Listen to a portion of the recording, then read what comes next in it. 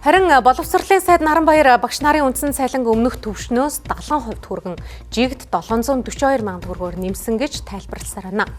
Мөн бодит байдал дээр багш нарын цалингийн нэмэгдэл орж ирээгүй гэх шүүмжлэлийг 1-р сард сургууль амарсан ангийн бие даалт байхгүй болсноор нэмэгдэл хөлс тооцоогүйтэй холбон тайлбарлаж байгаа юм.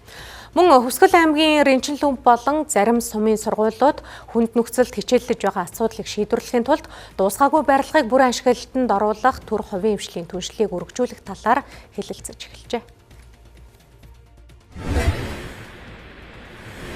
Цалингийн өсгөөд ингээд үндсэн цалингийн өсгөөд оруулчихсан байна. Унаа хоолныхын зардал.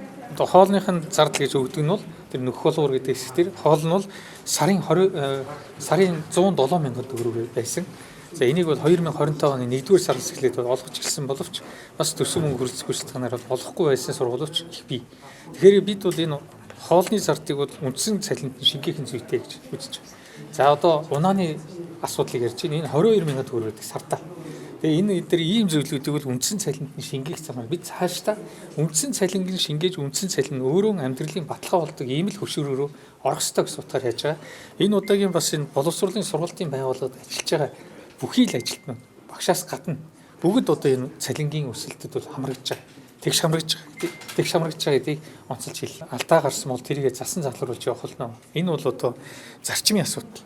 Тэрнээс биш одоо би жишээлбэл намайг огцрууллаа гэж хэлээд тэр их хурлын гишүүнийг бол огт буруутгахгүй. Та юу ажлаа хангалттай хийж чадчих байгаа гэж үзэж байна. Өөрийнхөө хэмжээнд хичээж ийн хүмүүс хариу одоо юу тавьж өнгөлөөр бол хангалтгүй л гэж дүн тавьд юм л та.